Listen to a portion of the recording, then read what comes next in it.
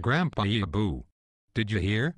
Prime Minister Stephen Harper has announced that the Harper government will introduce a new tax credit for parents who enroll their children in arts and culture programs. You don't say. Did he say what types of arts and culture programs would qualify for the tax credit? No, he didn't. And by the way, Grandpa Boo, what's a tax credit? Well, a tax credit is an amount that can be deducted from the amount of tax that you would normally have to pay. So if you had to pay tax of $5,000, for example, and if the tax credit was $100, you would only have to pay $4,900 in tax.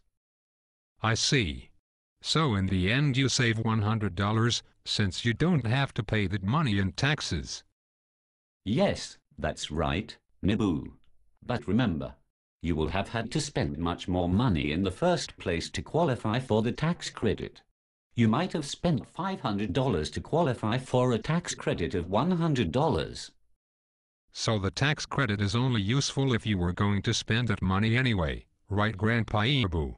Just because you're going to get a tax credit of $100, you're not going to go right out and sign up your son or daughter for violin lessons costing $500, are you? No, probably not, Niboo. The tax credit just makes it a little bit more affordable, that's all.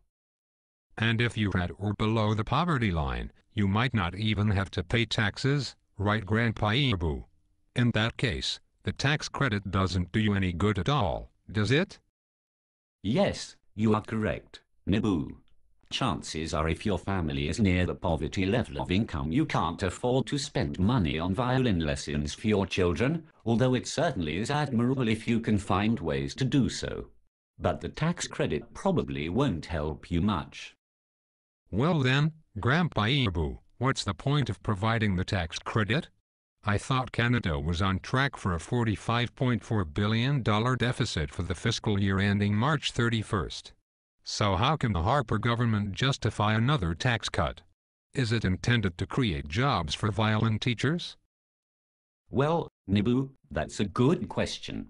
It seems that the Harper government is creating tax cuts to target those portions of the Canadian electorate that they want to have voting for them in the next election.